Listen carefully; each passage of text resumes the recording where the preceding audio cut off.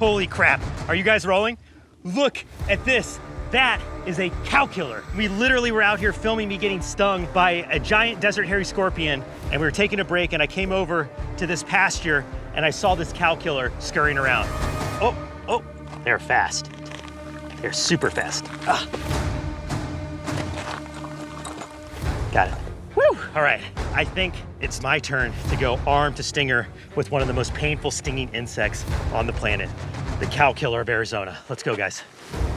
The cow killer is what the velvet ant is called in the United States because they are often found in cow pastures, and their sting is said to be so horrible that it's painful enough to kill a cow. We don't even have to set up the sting table.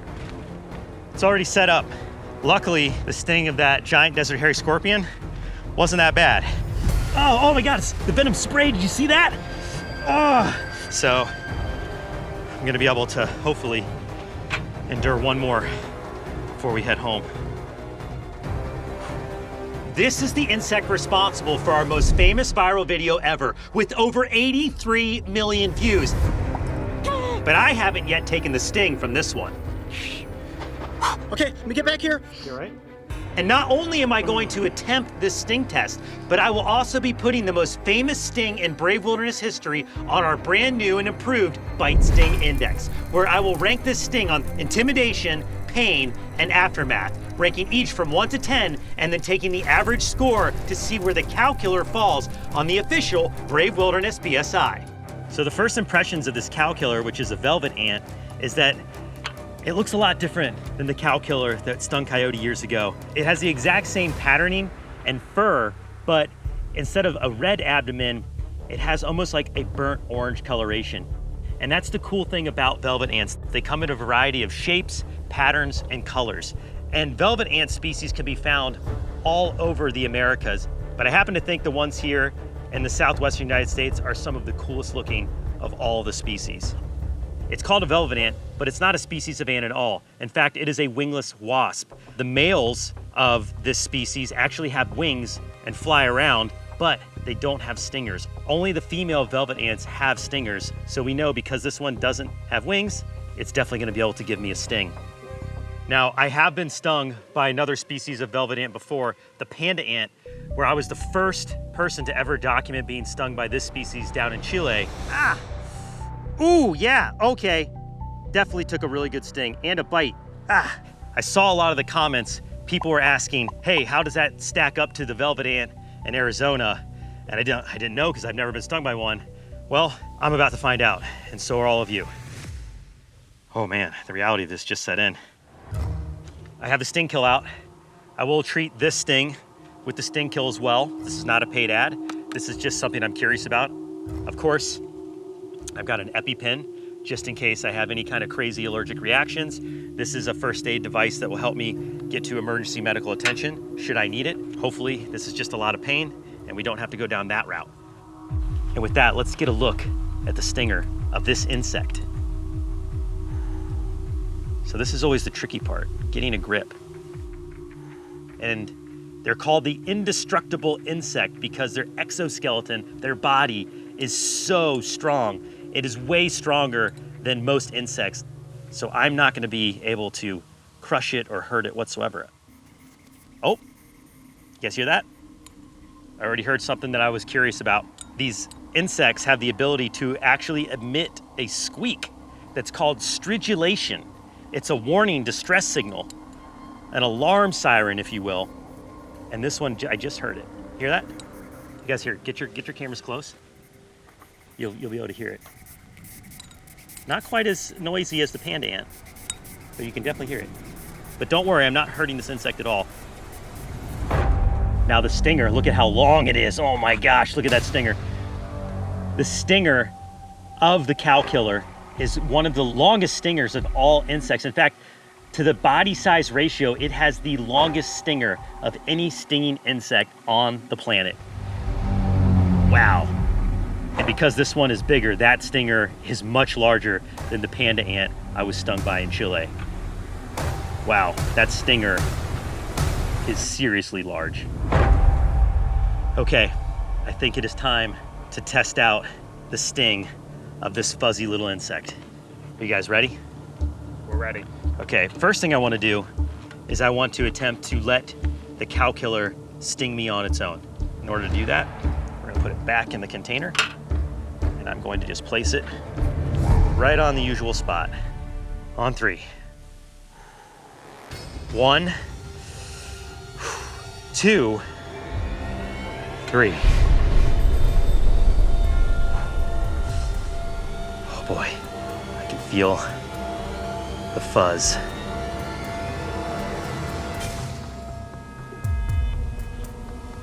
Oh, abdomen's like right against my skin. This is nerve-wracking. I can see the cow killer's trying to get out of the glass.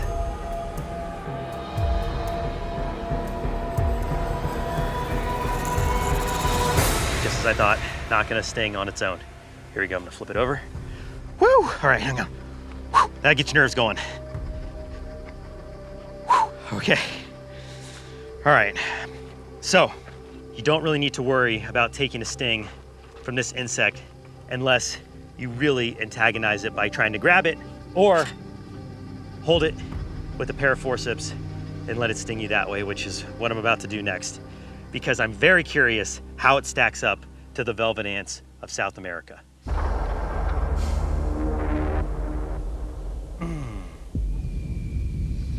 Moment's setting in and I'm actually gonna take a sting. All right, let's get a good grip. Just gonna get it right on the back there. There we go. Okay, it's getting warm. She's getting fired up. You can see where I had the glass placed earlier to prove that she wasn't gonna sting me on her own, but she's definitely gonna sting me now. That stinger is firing. You guys got your shot? I'm gonna do it right in the center of that sting zone. All right, I'm Mark Benz, and I'm about to enter the sting zone with the velvet ant, the cow killer of the Southwest. On 3, 1, 2, 3. Ah, she's biting me. Nothing yet.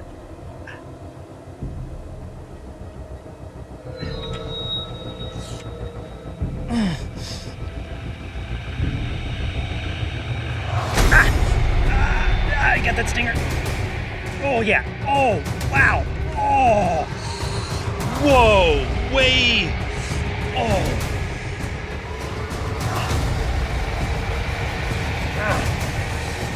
Yeah, stinger's in.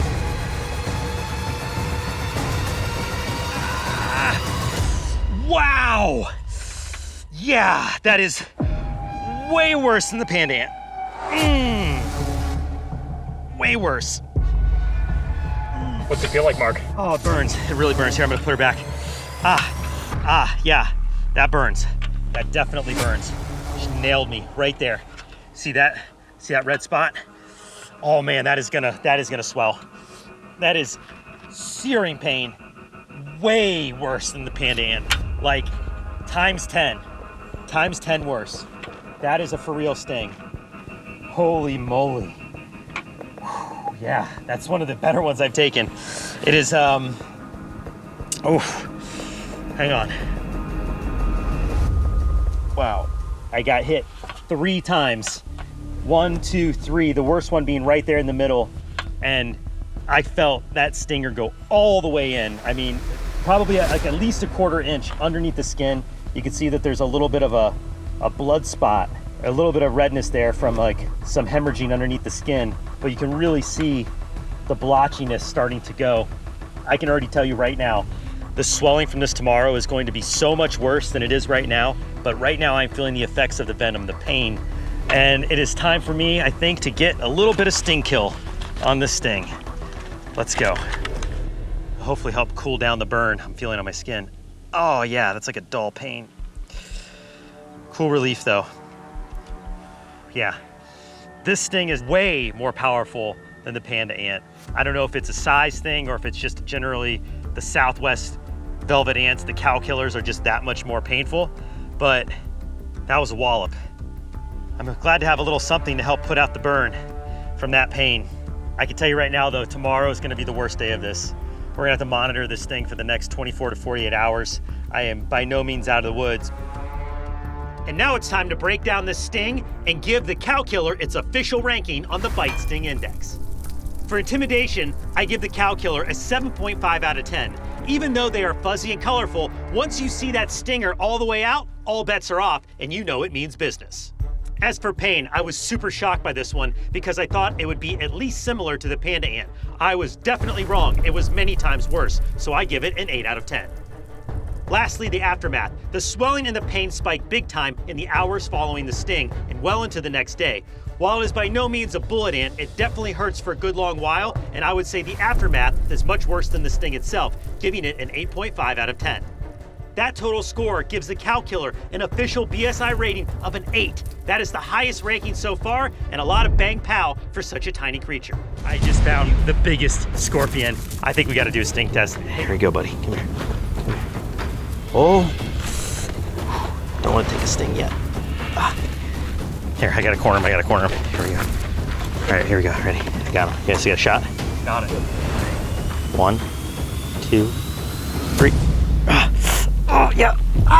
Yeah, they can pinch really good. He's pinching me.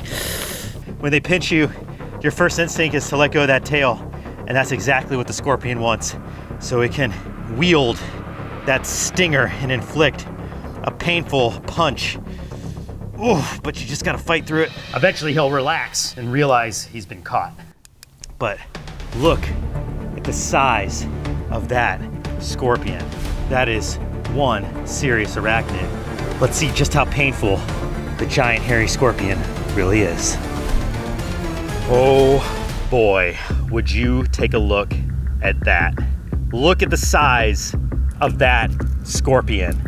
And it is time for another sting test, this time with America's largest scorpion, the giant desert hairy. Now, we found this scorpion just feet away, right here at our Airbnb in Tucson, Arizona. In fact, check this out. We have a live studio audience today. Try to keep it down, guys. The giant desert hairy scorpion earns its name because it is truly giant. Most scorpions out here are a fraction of the size of this one. This is a truly huge arachnid with a stinger that is also giant. And this is a species that you would come across. If you lived in Arizona or you're out here adventuring, this is certainly an animal that can end up inside your house. I want to take a sting today to show you just how severe the sting from this scorpion truly is. And then we will know once and for all whether or not we need to be afraid of this hairy arachnid. We're also going to rank this sting on 3 factors: intimidation, pain, and aftermath, scoring each from 1 to 10, and then we will average the total to see where this scorpion rates on the brand new and official Brave Wilderness Bite Sting Index. Boy, it is fired up and aggressive already. Holy cow, look at those pinchers.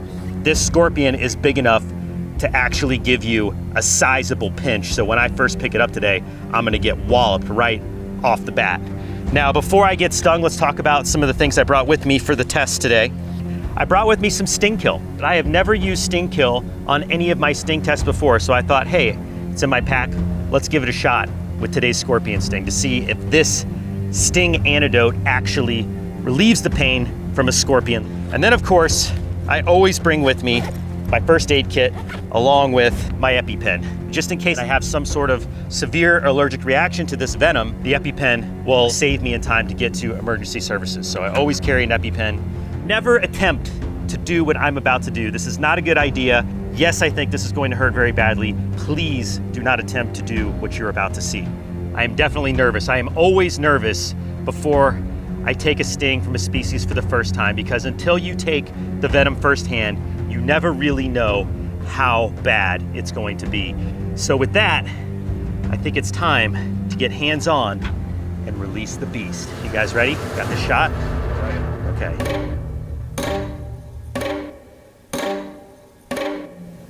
Careful. Whoa. Now I have to grab the scorpion without taking a sting. Man, it's fast. I'm gonna use this platform to help keep it on the table.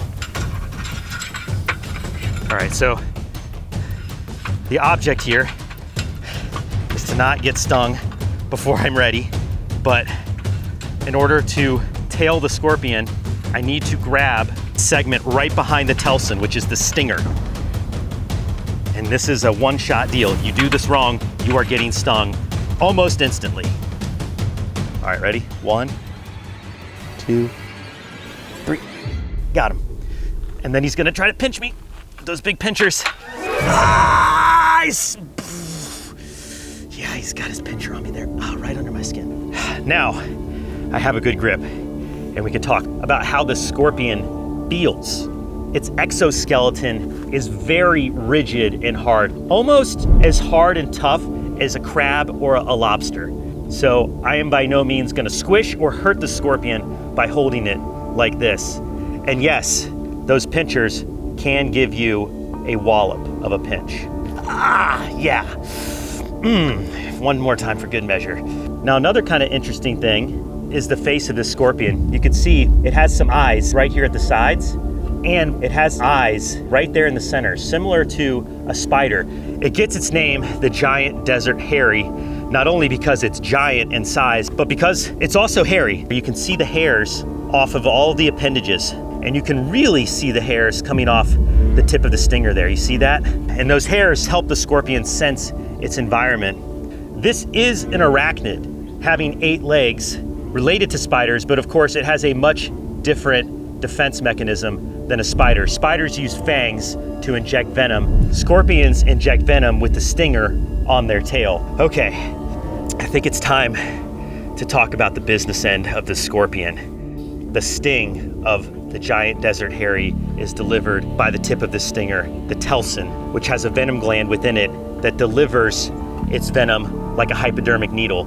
And this animal uses its sting as a means of defense and predation. This scorpion will be out hunting at night. Once it finds a prey item, which would be other small insects, arachnids, or even a small lizard, it would grapple it with those large pinchers and then inflict a painful sting, subduing its prey so they could be eaten alive.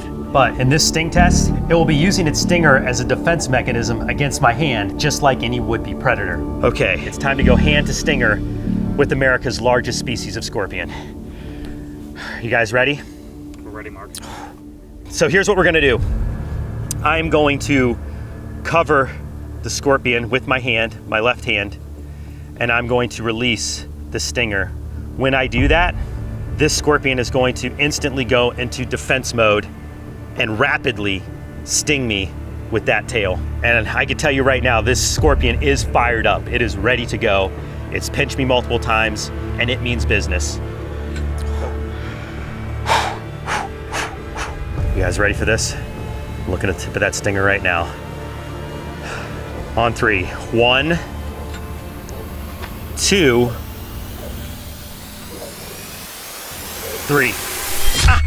He's pinching me. Yep. Oh my God, the venom spray, did you see that? Oh, it's stuck there. I had to pull the stinger out, it was stuck under my skin, and I got sprayed by venom. Did you guys see that pool of venom? Oh my gosh. All right, here, I gotta put this back. Oh yeah, that was a full burst. I definitely got dosed, and it burns. You see it's already starting to get red around my knuckle. It's starting to burn really bad. Hang on. Oh yeah. I cannot believe how much venom just sprayed out of the tail like that. I didn't know it could spray, and it does burn. Holy smokes. Yeah, this whole area is a little inferno right there, all around my knuckle. Man, that is so much different than I expected it to be. I expected the stinger to just pop, like whap me. It like scooped up underneath my skin, and I had to literally pull the stinger out. Oh man, that burns. Yeah, that burns real good. Okay, it's been about 5 minutes, and you can see that I'm definitely getting some swelling going. We're gonna continue to monitor this sting, but now it's time to officially rank this sting. For an intimidation factor, seeing that huge tail jab me over and over and all that venom spraying out was super intimidating, so I give it an 8 out of 10. The pain With somewhere between a hornet and a bee sting, I'd rate it a 4 out of 10. For the aftermath, it wasn't so bad. The pain afterwards is very manageable, especially after applying some sting kill. So I give it only a 3 out of 10. Combined, this scorpion rates it a 4.3 on the brand new official Brave Wilderness Bite Sting Index. No one has ever documented the vicious sting of the panda ant until today. It's biting me. And stinging me. Deep in the mountains of Chile, there is an insect so rare and so elusive that its sting is completely undocumented by science. And that sting belongs to the panda ant.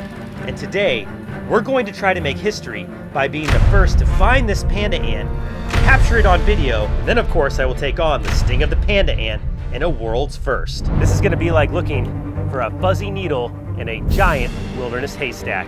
It's time to get searching. Now this won't be your average hike.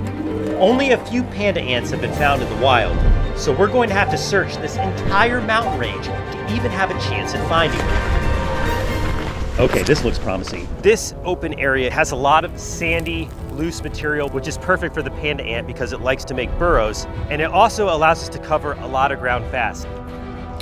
Covering ground. That is the name of the game when you're looking for very, very small creatures. The more ground your eyes can scan, the more likely it is you'll find what you're looking for. We're hearing water down below. In the desert, water is life. Let's try our luck in a different environment. Found the water. It looks so good. If you were ever stuck out here in the desert, this water would be absolutely life-saving and perfectly fine to drink running this fast. A little bouldering. Just seeing water is a boost of energy. I feel so good.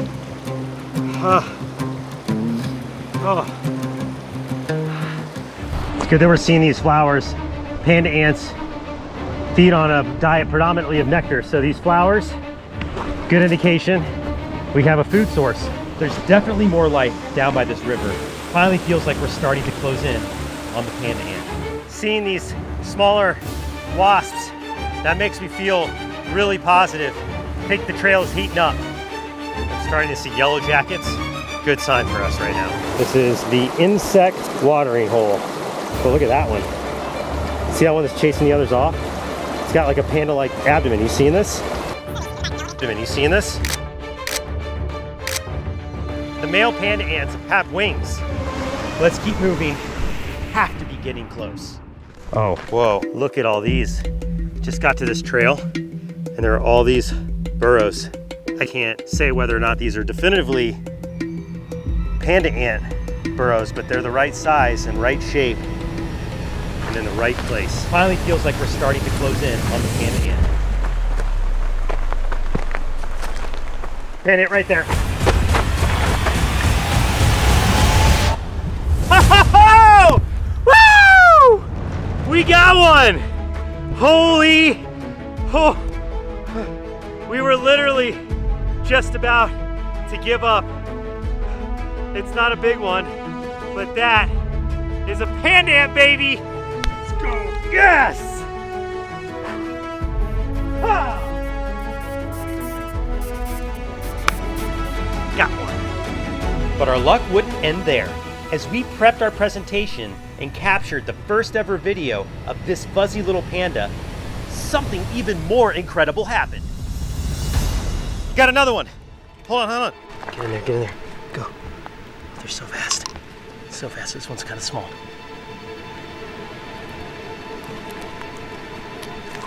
I don't want to get stung. Not yet anyway.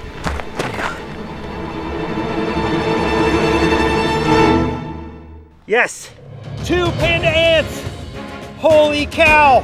And this one really looks like a panda. Wow. Not 1, but 2 panda ants. This is such a rare opportunity to film this world famous creature. There is almost no footage of this species. In fact, this is likely the first 4K footage the world has seen of the panda ant, the world's smallest panda.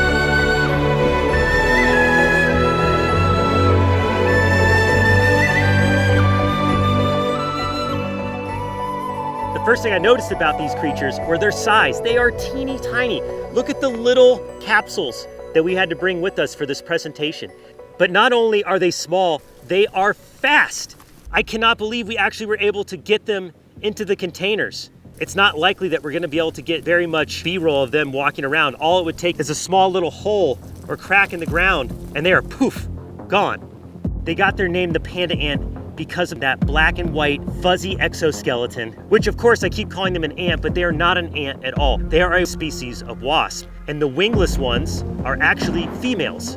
The males of this species have wings, but the females do not possess wings. But what they do possess is the largest stinger to body size ratio of any insect in the world. They're related to the cow killer found in the southern United States, another species famous for its massive stinger and painful sting. Both have fuzzy exoskeletons and are classified as velvet ants. However, unlike the cow killer, the effects of the panda ant venom are completely unknown. And with that, it's time to take a closer look at their defense mechanisms. They don't just look like pandas for our amusement. They've developed this coloration to ward off predators to say, hey, I pack a punch, I have a lot of defenses, and you will regret it. Now let's talk about another defense mechanism. Let's bring the microphone in there real close. You hear that? That's called stridulation, which is a high frequency warning pitch that these insects are able to emit. And we're not just boosting the sound. This insect's actually noisy. I can hear it. Look at that. Swinging the abdomen already. Might get to see an appearance of that. Oh, that stinger's coming out. Compared to body size, that is a super long stinger. It will have no problem popping a stinger through my skin. Now remember when I said earlier, this is probably the first 4K footage of a panda ant. Let me also tell you, this is about to be the first ever documented sting of this species. No one has taken the sting of the panda ant. Going into the sting zone with the panda ant is truly the great unknown. I have no idea what kind of reaction I'm going to have, so we brought a couple of emergency remedies. Of course, our satellite phone. If I go into any kind of anaphylactic shock, we will use this for emergency distress calls. In addition to that, I always bring a first aid trauma kit. And in this trauma kit, I always have an EpiPen. That's pretty much our only remedies if this sting gets really bad. For the first time ever, it's time to go flesh the stinger with the panda ant. That stinger is flying. That is a very big stinger. I would say the stinger is the entire length of the lower abdomen. All right, it is time. I'm Mark Vins, and I'm about to enter the sting zone with the panda ant. Here we go to the great unknown of the world of stings. 1, 2, 3.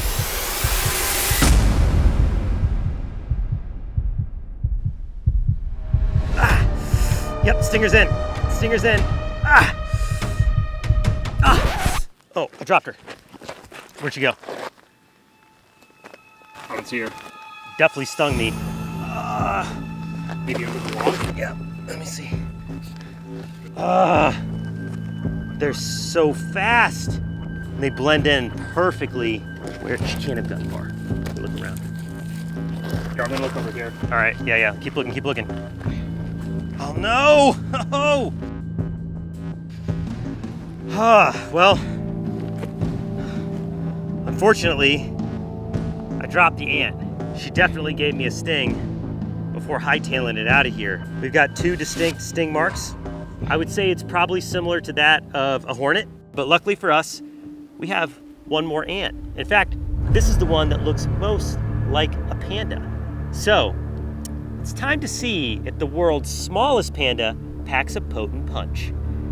Gotta get a good grip. I know it looks easy, but it is so hard to get a good grip on these tiny little panda ants.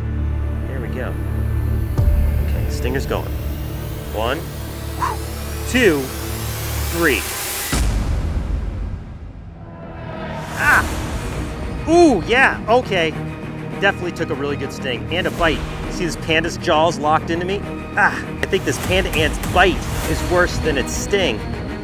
Definitely getting little micro stings. This tiny panda ant just might not be big enough to deliver a full punch. Okay. Well, you can see here, I got 2 really good stings from the ant that got away. And then I probably have, I don't know, like a dozen little micro stings. I left it there for a while, but there was 1 or 2 really good ones.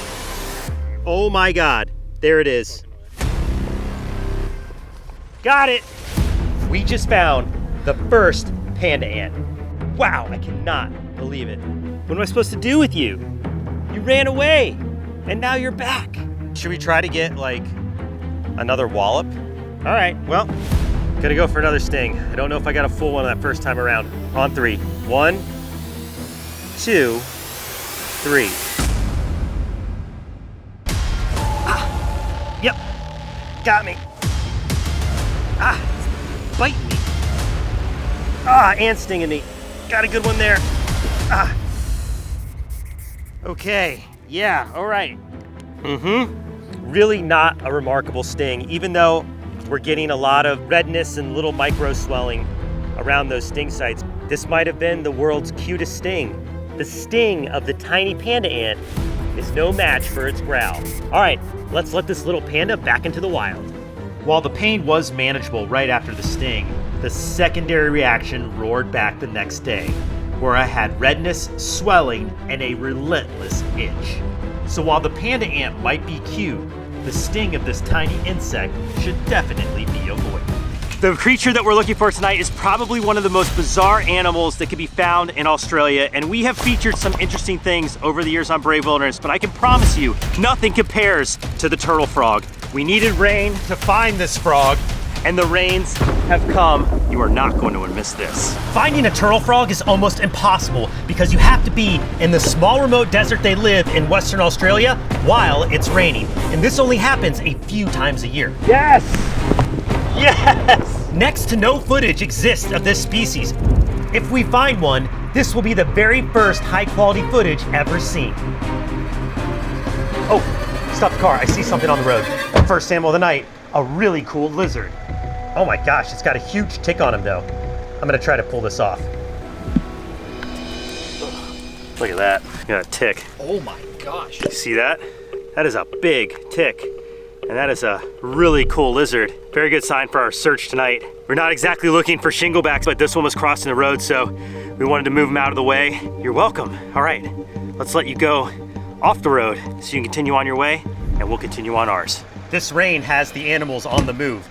Like all amphibians, turtle frogs need moisture to survive and to breed. That is why they come up to the surface after it rains. Without this rain, the frogs will remain buried beneath the ground and impossible to find. To make matters worse, turtle frogs only come to the surface at night. We're going to have to look and listen closely to even have a small chance at spotting one. All my life, I've been a frog nerd. And I've been able to track down iconic species like the red-eyed tree frogs and poison dart frogs of Central America. And I've also gotten hands-on with all different kinds of toads, from giants, oh, wow, to the most colorful, got it, like this extremely rare harlequin toad. However, the turtle frog has always been my grail animal, and tonight is the first time in my career I'll have a shot at catching one. But if we're going to do that, I'll have to rely on all my years of experience and animal catching tricks to track one down. Perfect habitat for the turtle frog. See that right there? That sand substrate. Turtle frog, it burrows down up to 3 feet below the surface, so it really needs this sand to be able to do that. Okay, let's keep looking. We're definitely on the trail now. It's really a miracle in itself that we got prime turtle frog conditions tonight. Like seriously, all week long, the forecast called for clear skies and no rain. But tonight, out of nowhere, the rain rolled in, and I have to say, it's making this adventure feel like destiny. Oh, guys, I got something. All right, so what you're looking at there is a spiny tail gecko, named for the spines on the tail, which are actually just modified scales, and they're soft, they're not sharp at all.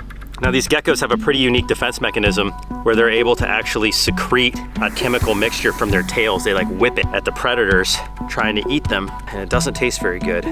The eyes of the gecko are probably some of the coolest eyes on the planet. They actually don't have eyelids, so they have to lick their eyeballs to keep them moist. Can you imagine that, licking your own eyeball? Sure glad we have eyelids. Love these geckos. Okay, we're gonna let this gecko go back in the bush and keep looking.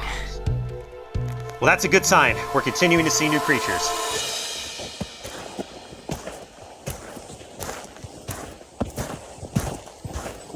Guys, I got one. Look at this frog. Holy cow, that is cool. Wow. We found our first amphibian of the night. It's not the frog we're after, but that is a great sign. That means that we're getting enough rain for the amphibians out here to come out of the soil. This is the western spotted frog, and just like turtle frogs, they only come out just after a rainstorm. This is not the frog we're after, but it's a good start. Let's let this one go. Keep searching. Perfect conditions. We just gotta keep looking. Got the rain, we're in the right spot. We've already seen one species of frog. This is like the sweet spot. This is what we need. Got everything except the turtle frog itself. After hours of searching, we weren't seeing any signs of turtle frogs. Luckily, my experience has taught me sometimes the best way to find the frog you're looking for is with your ears.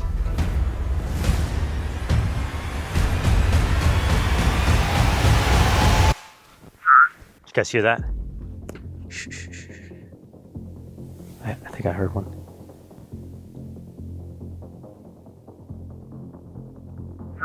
Yep. Did you guys hear that? One more. Let's see if we can hear it one more time. If we hear it again, we'll try to find it. I think that's one, guys. Let's try to canvas this area in front of us here.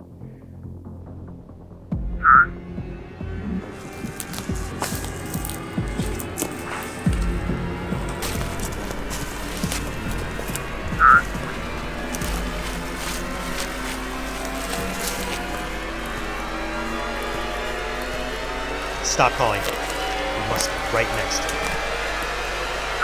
Got him. Got a turtle frog. Holy mother. Oh my God. Look, there he is. There it is. I cannot believe we found the frog. Oh my. Oh my goodness. Hello. Come here, buddy. Oh my gosh. We have come so far to find this species. There is the turtle frog. Yeah, baby! Woo! What are the freaking odds? Guys. Oh my gosh! I cannot believe we got one. Oh. Hello. Have you ever seen anything like that in your life? This is one of the coolest creatures I have ever laid my eyes on. Let's just appreciate this super unique creature. What you're looking at is some of the first HD footage ever recorded of a turtle frog. I mean, this species is so rare, there's very little information to find about them. But here's what we do know about this bizarre little frog. Let's start with the name, turtle frog. Named for its appearance, the most unusual frog I have ever seen, but look at its head. That dome-shaped head with the black beady little eyes, and then the circular body looks like a turtle without a shell. This is one of the most unique looking frogs you will ever see. It looks like something out of Star Wars, Jabba the Hutt's relative. Some people say it looks like a little wad of chewing gum, and it certainly looked like that when we first saw it. I have wanted to film, I have wanted to find one of these frogs for my entire career. This is a big, big moment for me. If you can't sense my excitement after this is about as big as it gets for a frog nerd like me. Hi, buddy. Look at that pudge. Are you kidding me? Has to be one of the most unique looking frogs, but probably the cutest frogs as well. Super pudgy, super soft. Feels like a a water balloon almost. And when it's walking across my hand, you can really tell how much liquid is in the frog. It's like a deflated water balloon, but it is a very delicate frog, but it's somewhat stout. It's got a lot of power in those legs. I can feel it when it's crawling across my hand. It uses its stocky arms and legs to burrow into the soil. It really is incredible how something so small and soft can dig over 3 feet underground. And actually here, let me get out. I'm gonna take my pack off and get out a little bit of water because I don't wanna dry out the frog.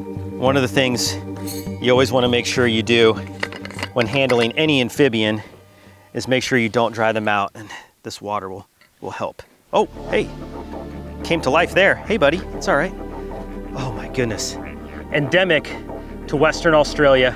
It can only be found here, but that's not where the oddities end. In fact, the oddities begin with this species when it's born. It's one of the few species of frogs on the planet that does not have a tadpole stage. This frog begins its life with a full set of hands and legs. What's also unique about this species is that they have one of the largest eggs of all frogs in Australia. In fact, 5 centimeters is as big as they grow, and this frog is approaching maximum length. Now, there's a certain period of year where at the tail end of it that it's breeding and will actually call. That's how we were able to find this frog. And it was definitely a team effort.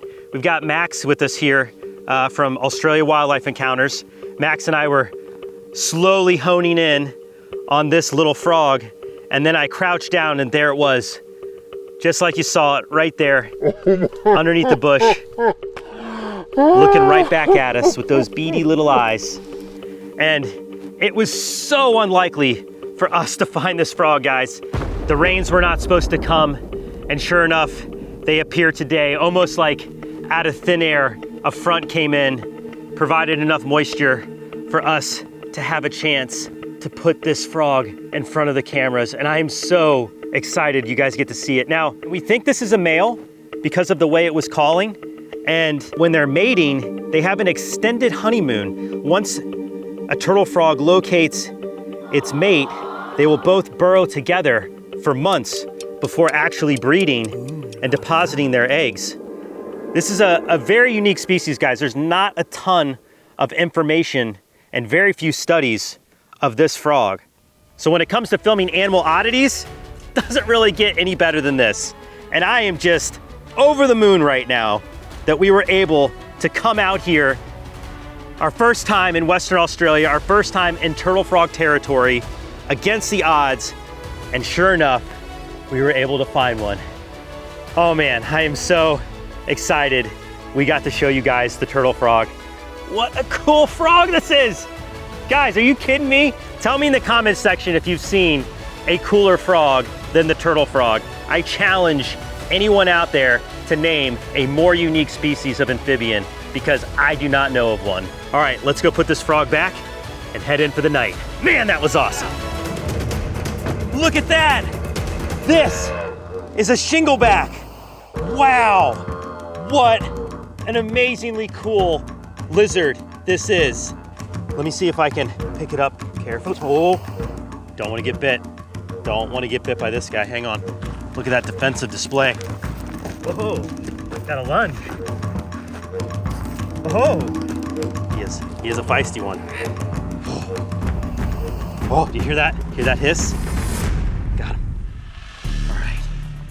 Here, let's come on in close, guys. That is a really good look at their defensive display. I was hoping we would come across one of these lizards here in Western Australia, and there it is, our first reptile of the trip, the shingleback.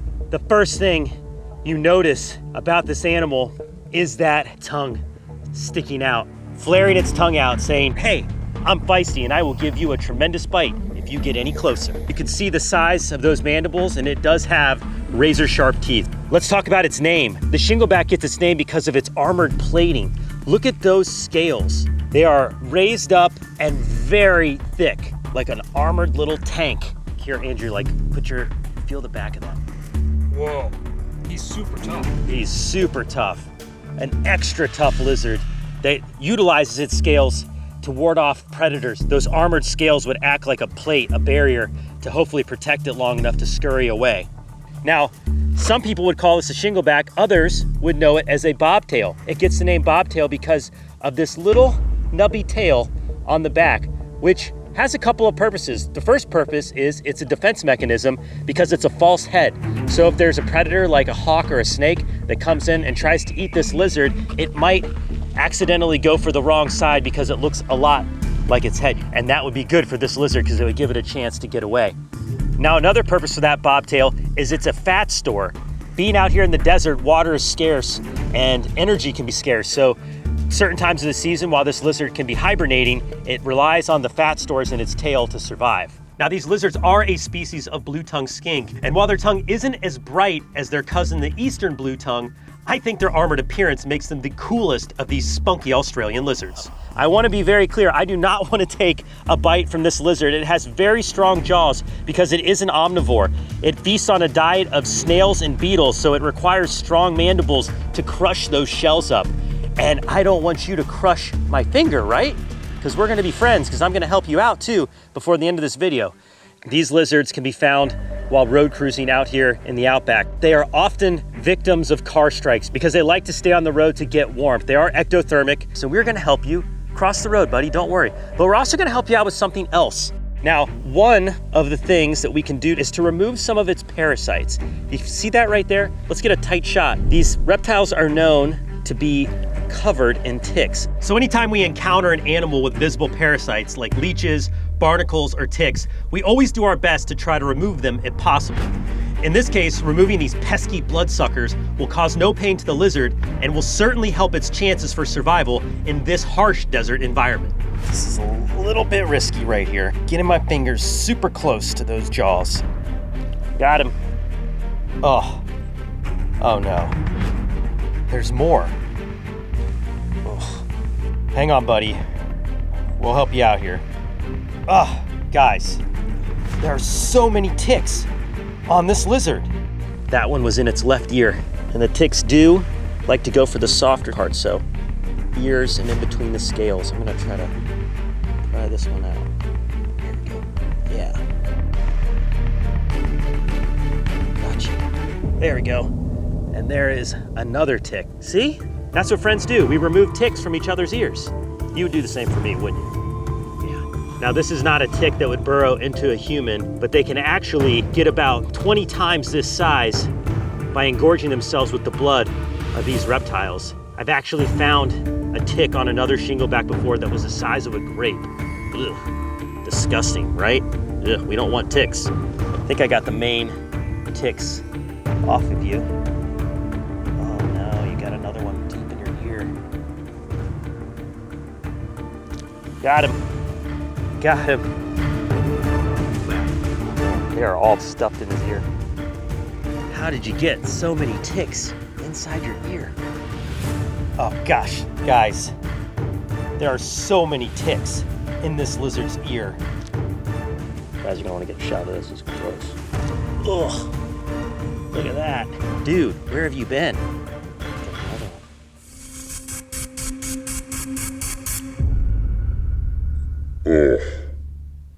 All right, no more ticks. I think I got them all out of that ear. I'm sure that feels a lot better, huh, buddy? Now you can hear again. All right, the sun's coming back out. He's getting a little feisty. Let's see if we can get another look at that iconic defense display, that tongue splaying out to warn any predator off. All right, I'm gonna try to put him down carefully, not take a bite. Ready? You guys got your shot? 1, 2, 3. See that? See that defense display? Oh! He is fast. Yeah. Hey, we're still friends, don't worry. He looks angry. Oh man, they are feisty when they want to be.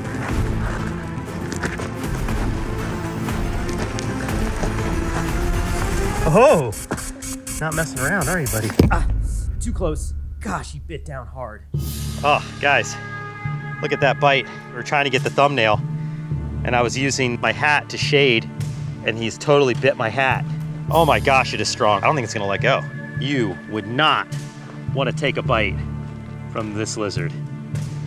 Holy smokes, it is just bulldog grip. Let's see if I can just put it down and it'll let go. Give me my hat. Who do you think you are, Jake Paul? Got my hat? Can I have my hat back, sir? Please? Are you kidding me? Thank you. Thank you for my hat back. Okay. Wow. You would not want to take a bite from this lizard. It is a bulldog. That is a bite that you would not soon forget. So cool. Out here in Western Australia and our first encounter with the shingleback. I'm Mark Vins. Be brave. Stay wild. We'll see you on the next adventure. All right, let's put this one across the road and continue on our way. All right. It is a beautiful day in New Zealand. We're here filming a couple projects, and I wasn't gonna come to New Zealand without doing one of the things that I've always wanted to do. That's right. Today, we're going zorbing. So what is zorbing, you might ask? Well, it appears pretty simple. Essentially, they stuff us into one of these inflatable balls, and then they roll us down a mountainside. What could go wrong? Mario, you wanna do this too? I will not be zorbing because I get a little motion sick and I don't want to add any liquids to the water that's already in there. Good luck, dude. Let's do it. See ya. First things first, we gotta get to the top of the hill. Let's go. I'm gonna be walking up this hill 3 times today because there are 3 courses. There's the fast track, which just goes straight down the hill. There's the zigzag, which, as you can tell by the name, zigs and zags. And then the last course, course number 3, is called the drop. Now I haven't seen this course, but I can kind of tell by the name. It includes some kind of free fall, and I figured that sounds like it's worth saving for last. So anyway, I'm at the top. I see the zorbs are about ready, and I'm about to get in and try my hand at one of New Zealand's favorite activities, zorbing.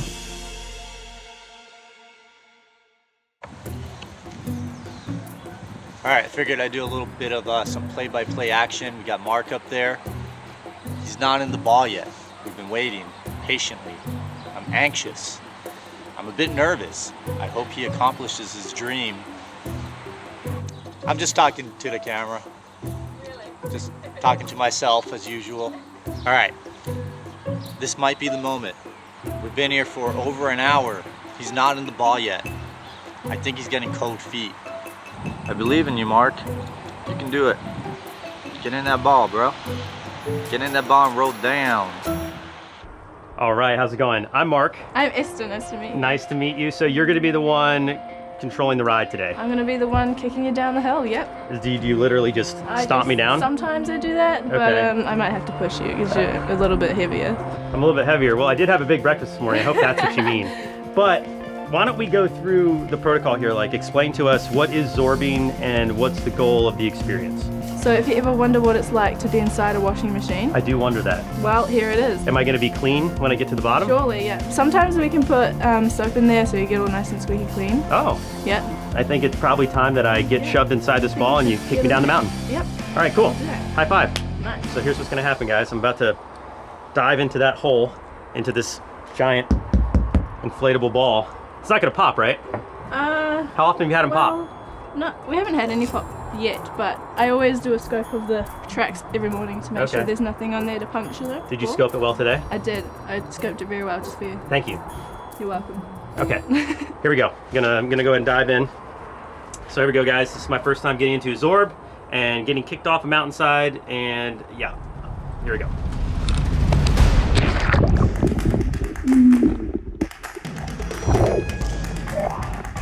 I'm in. It's a big echo in here. You hear that? Yeah. I kind of figured it would be a little claustrophobic, but yeah, there's a lot of room in here, a lot of headspace. This just got real. I'm about to go down a mountainside in this giant inflatable ball room thing. So I think I'm ready. Let's do it. Let's go zorbing. I'm ready. Let's do it. Here we go. Oh.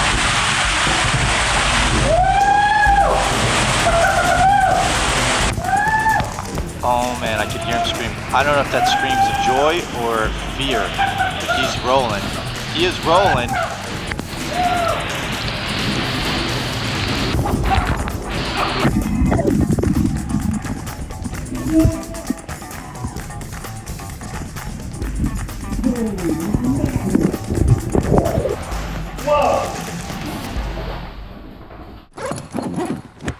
Oh, buddy. That is probably the coolest thing I've ever done. That is insane. Dream for you? You need to do this. I don't know about that. You need to do this. This is super cool. Intense. Dude, it's very intense. You're it's way right. more intense than it looks. Oh, you're supposed. Oh, dude, you're like a little baby. You just were born. Welcome I to the soared, world. and now I am born. I'm born in the New Zealand way, the most epic fashion possible. I just went zorbing, and it was amazing. I'm ready to do it again. That was round one. Now we're gonna go back to the top for course number 2, the zigzag. Here we go. Woo! Yes. Mark just finished the first set of orbing.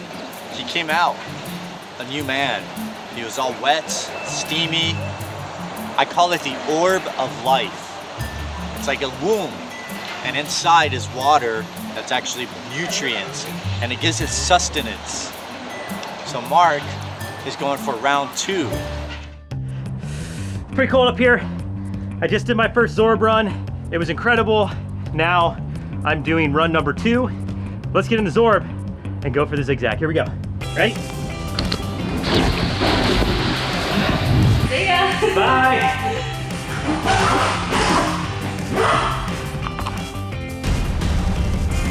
Oh, here we go. Woo! Oh boy! Whoa! Whoa!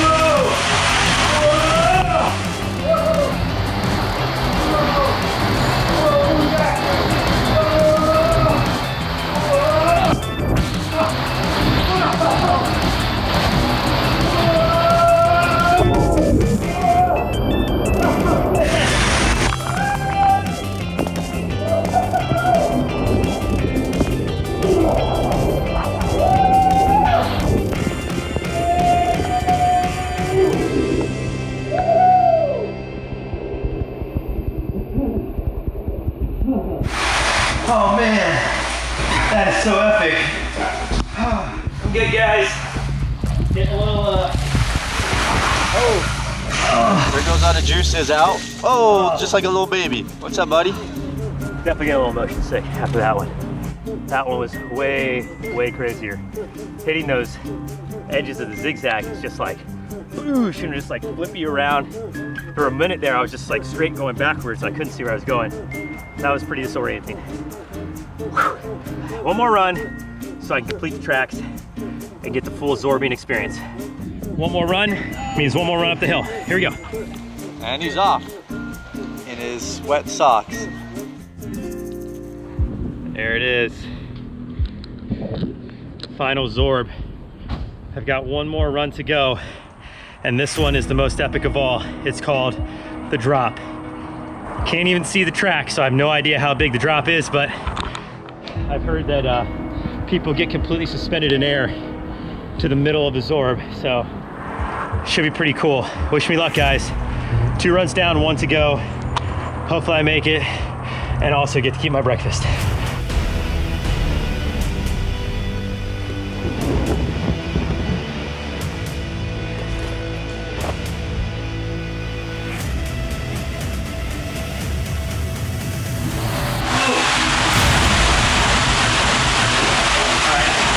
A little more control so I can talk to you.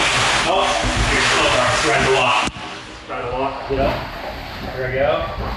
Here we go. Oh yeah, this is just like a living Sonic walk. Oh, here we go. I think we're going down. Oh yeah, we're going down. We're going down. Woo! Woo! Yeah! Woo!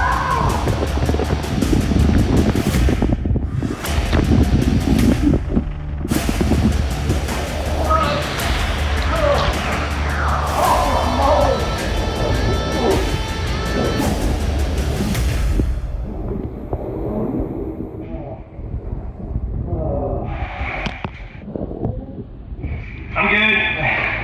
Give me a minute. Getting a little sick, guys. I think 3 is my limit. 3 runs, 3 and done. That was crazy intense. I had to get up and walk the ball to the drop. And I just saw the path get dark and the ball went zing right down the mountainside. And that was definitely the fastest I've gone all day. That was crazy. I couldn't even hold the GoPro up at one point. And yeah, that was nuts. Oh, where's the tripod? Shoot, oh well. I'm getting out. That was Ormy, guys. That was awesome. Thanks for dealing. See you next time.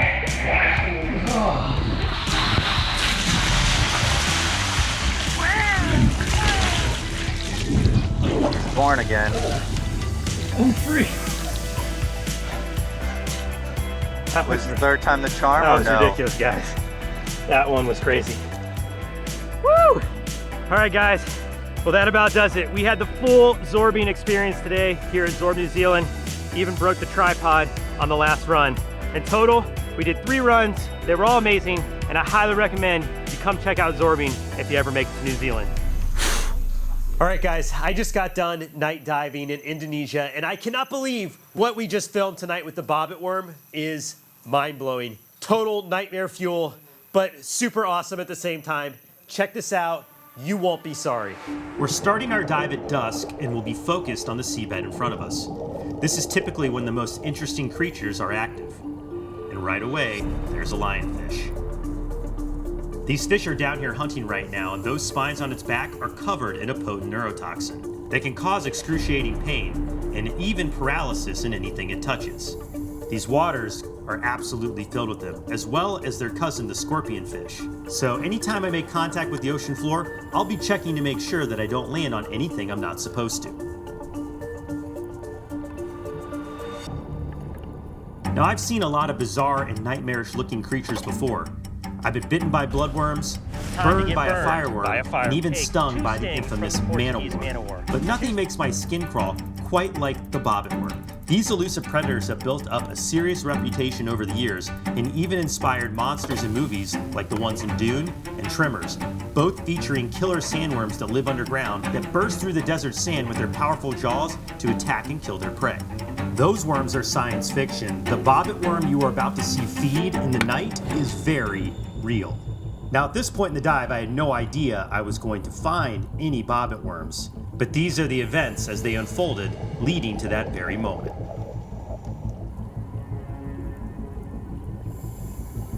What we have here is a school of catfish. They use a very interesting schooling technique where they actually cascade over each other like a waterfall. They do this to take turns so they can stop and feed, but there's always another catfish to replace the front line. Grouping together like this helps ward off predators and makes the school of catfish appear like a much larger fish.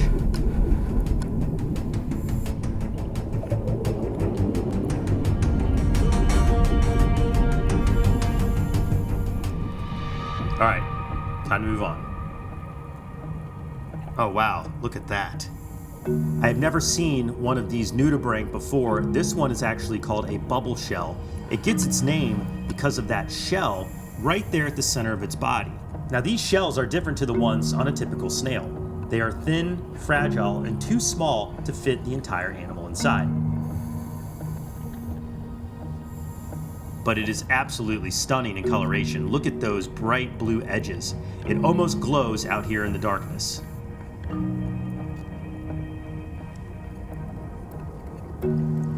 Very cool.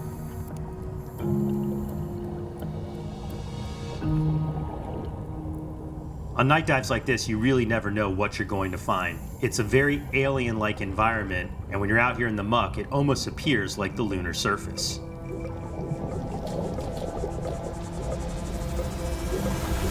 And here is another really bizarre and unique creature. This is a cuttlefish. Related to the octopus, these sea creatures are super intelligent. In fact, some scientists believe they're more intelligent than their 8-armed cousins. Let's carefully swim up for a closer look.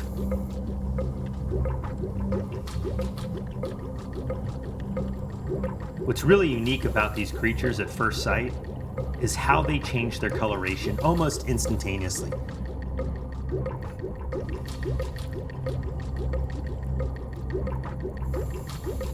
Oh, look at this, it's moving into hunt.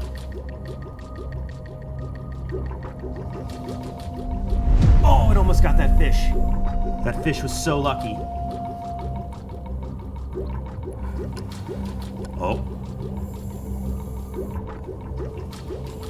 The cuttlefish is turning right toward me. Look at that coloration change. Now, some scientists believe not only did they change their coloration as a camouflage technique, but they can actually communicate through the change in color and pattern in their skin. I wonder if it's trying to tell me something.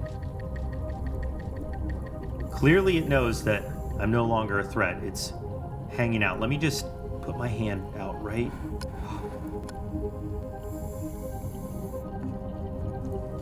Guys, this is too cool.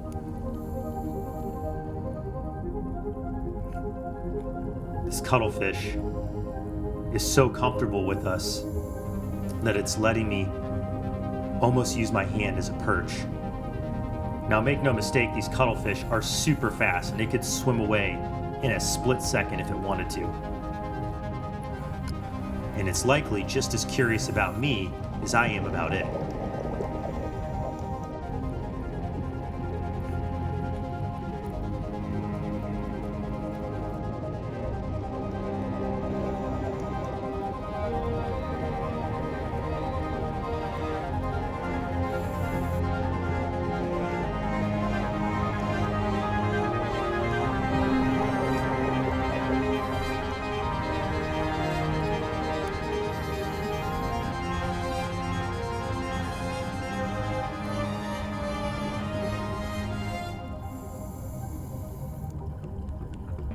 Holy cow. I'm almost at a loss for words. All right, let's grab our dive rig and keep adventuring into the night.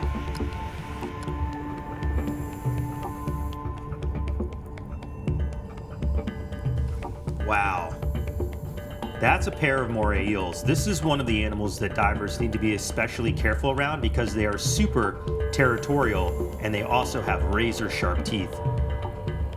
If you stick your hand in the wrong place down here, you can take a pretty aggressive chomp from one of these large eels.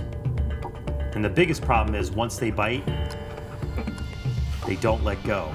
They can even spin into a death roll similar to a crocodile.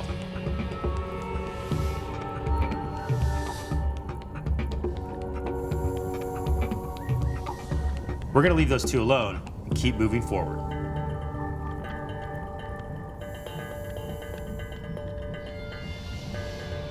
Now that is a porcupine fish, and a super colorful one at that.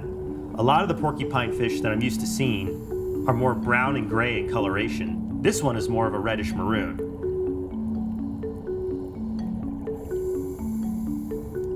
And oh, I found something so cool. Guys, check this out.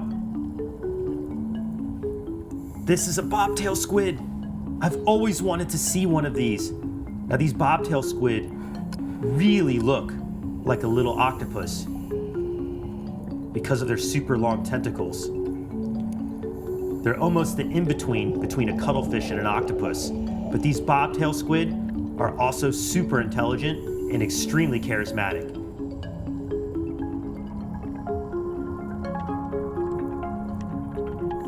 It's trying to bury itself beneath the sand to hide away from our cameras.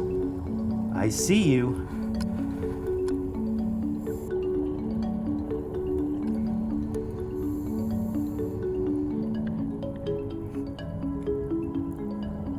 Look at it using its little arms to cover itself with sand and sediment to try to blend in.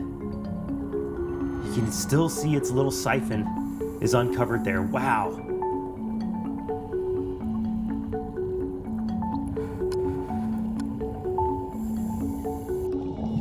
Whoa. Look out for those. Those are scorpion fish, and they are venomous.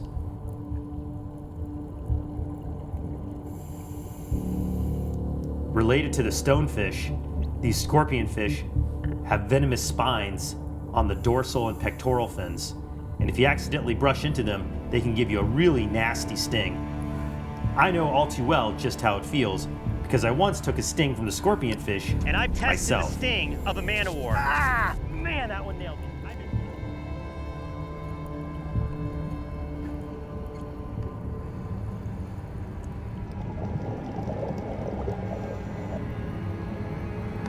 What is that?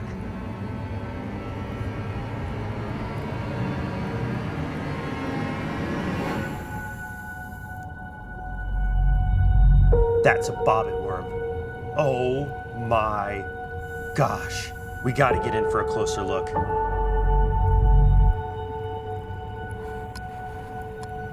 Those mandibles, look at those jaws, they are huge. If that's not a sci-fi monster, I don't know what is. And look at its skin. It's iridescent. It almost has a rainbow shimmer to it.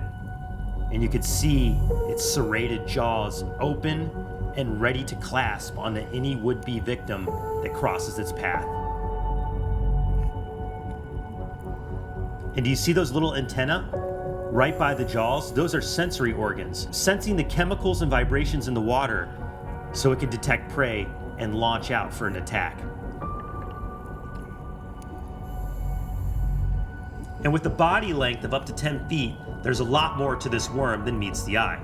And using all that friction that it has from that long burrow, it possesses incredible strength and can take down large fish as prey in a split second. Let's see if we can get the bobbit worm to snap its jaws for the cameras.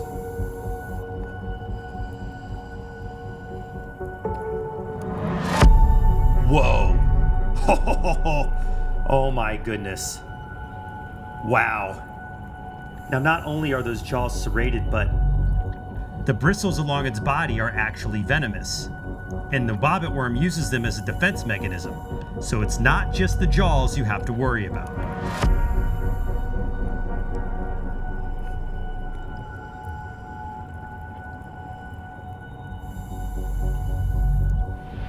Oh no! The little porcupine fish followed us over. It must be attracted to the dive lights.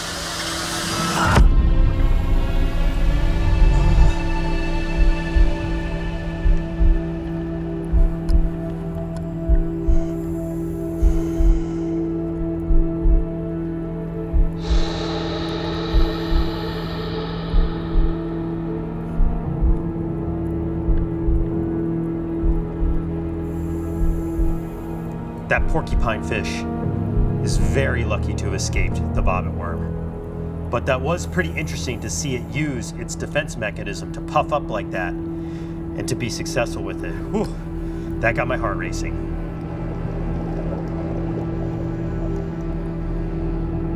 Let's wait here for a second to see if this bobbit worm can find any other prey.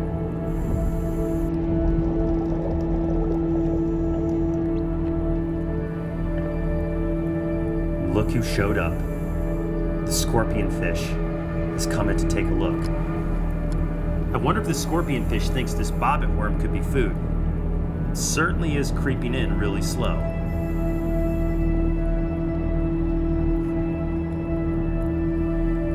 Let's hang here for a second to see what happens.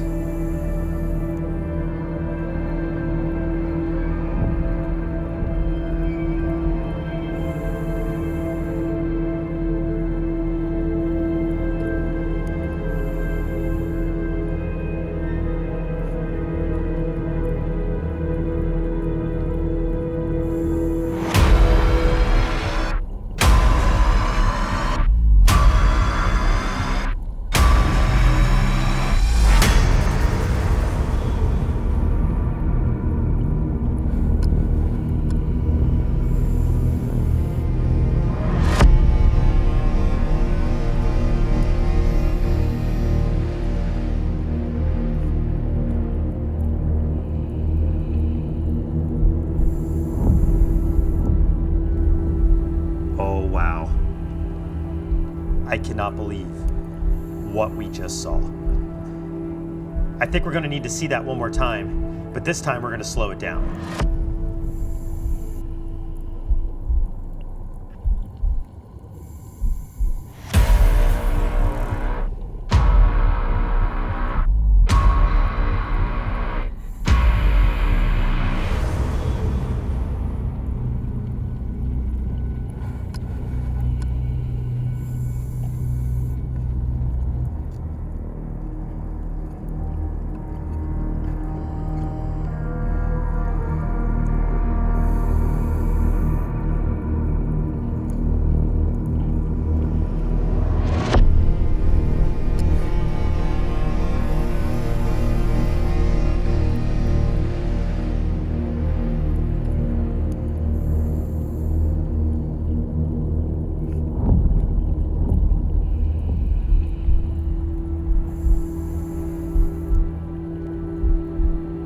You can really see how the bobbit worm inspired the movies Dune and Tremors. Look at the sand bubbling. I can only imagine what's happening down there below the surface. That might be the most disturbing thing I have ever seen on any dive I've ever been on. Wow.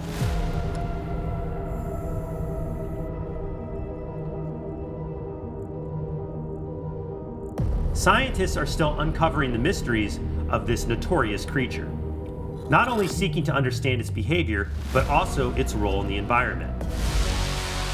I'm about to enter the sting zone with the bullet ant. Ah! I'm about to enter the bite zone with the leafcutter ant. Here we are in the jungles of Costa Rica for the ultimate showdown between the two most painful ants in the world. We've got the bite of the leafcutter ant versus the sting of the bullet ant. And I'm here to determine which of these two is the true king of pain. Ah!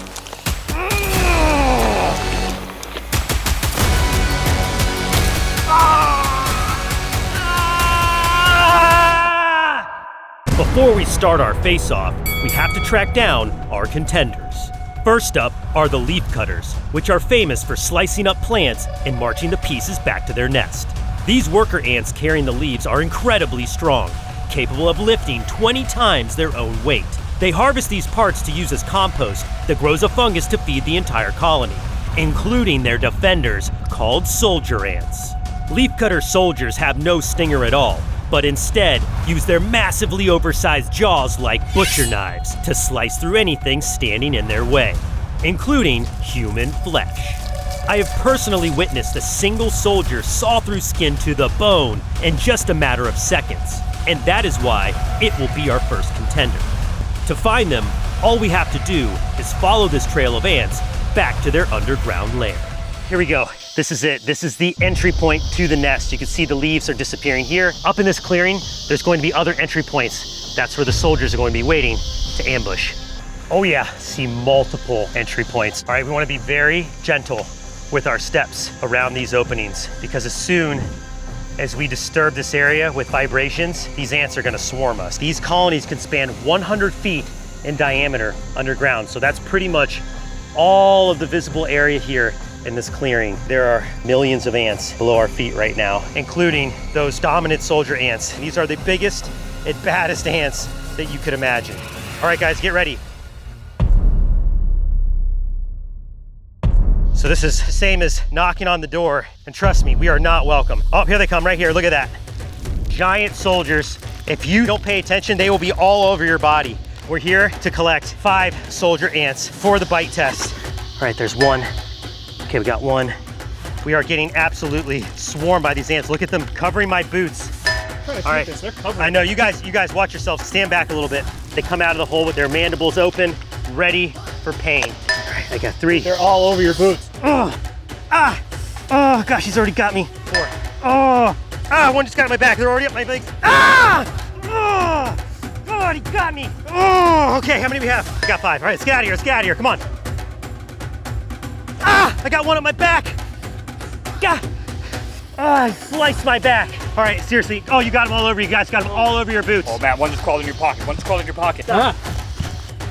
Oh, Mark, there's one on your shoulder. Ah, it's biting me, look at that. Yeah, yes, they can definitely bite through your clothes. There is no negotiating with these ants. They only mean to seek and destroy. It's time for round one. Let's go to the bite table and get this action started. All right, welcome to the bite table. Here we have in our jar 5 soldier leafcutter ants, and oh boy, are they angry. Let's get a closer look at the business end of one of these soldiers. Man, these ants just make you nervous. They are so incredibly strong. Let's take a closer look. Andrew, you got a good shot? It's like having a pair of garden shears on your face. They are razor sharp. We're going to attempt to recreate a swarm of ants on the top of my hand and then see if I can withstand their bites for 60 seconds. Please do not attempt to recreate what you're about to see. Matt, let's put 60 seconds on the clock. 60 seconds. All right, here we go. I'm Mark Vins, and I'm about to enter the bite zone with the leafcutter ant. Here we go, on 3. 1, 2, 3. Ah, yeah, that one's got me. All right, they're all in, start the clock. 60 seconds starting Oh, they're breaking the skin. Man, that hurts.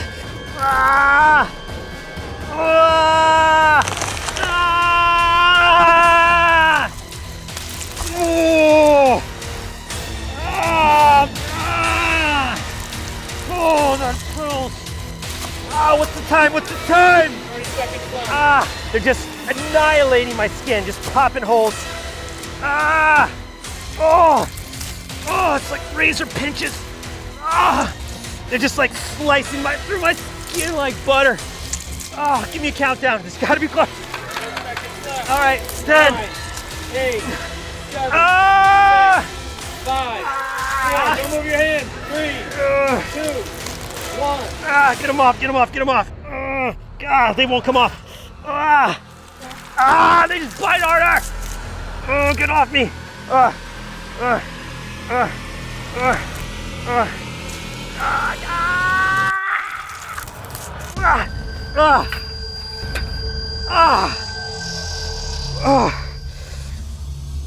Oh, that was so bad. That was so bad. So many bites. That was so much more intense than I thought. I thought there was no possible way that a leafcutter ant bite could even come close to comparing, but I don't know. Bullet ant stings up next, but that's the most uncomfortable thing I have ever experienced. The sheer willpower to just like look away and let that happen. I hope you guys got good shots because I never want to go through that ever again. All right, so let these ants go and get back on the hunt. Even with fresh wounds on my hand, there was no time for a break. My turn to face the sting of the bullet ant had arrived. Bullet ants are one of the largest ants in the world and are legendary for having the most painful sting in the insect kingdom, rating above cow killers, tarantula hawks, and the infamous murder hornet. It has also earned itself the nickname the 24-hour ant because the excruciating pain from a single sting can last an entire day. Let's let these ants back off into their nest. There you go. Round 1 of the most painful ant showdown is in the books. I've got some battle wounds to show for it. Now it's time for round 2, the sting of the bullet ant. I've got some good news and bad news. The bad news is, for me, this is definitely gonna happen. The good news is, we don't have to go very far to find our bullet ant. Literally on top of the leafcutter ant colony, there is a bullet ant nest right here at this tree. I have never seen this before. All I have to do, give a little knock on the door. Check this out. Oh, here they come. Can you get your microphone close? Hear them making their battle cry. Oh, they're angry. We just need one ant. Here we go. Oh, we got 2 on there. Oh, see if we can get one to climb off in it. All right. Oh, whoa, whoa, whoa, whoa. Oh, geez, that was close. All right, we've got an ant. And just like that, we are ready for round 2. The time has come for the second contender. Those leafcutter ants meant business, but those are flesh wounds. This is venom. Let's get the bullet ant out of the jar so we can get a closer look at exactly what we're dealing with here. All right, I'm just gonna let it crawl onto the table.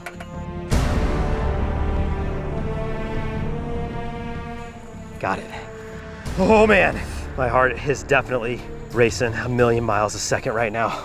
These ants are not to be taken lightly. Some ants just bite, but some ants sting, and this is the king of sting. Oh. Ah, did you see that?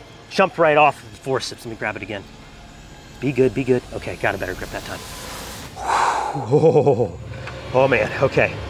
He looks angry. Very angry. The panerotoxin in this ant stinger is ranked #1 on Dr. Schmidt's sting index. And I'm not just gonna take one sting today. I'm about to take it on for 60 seconds. Oh man, this is gonna be painful. Please do not attempt to try this at home. 60 seconds on the clock. Here we go. Camera's rolling, camera's rolling, camera's rolling.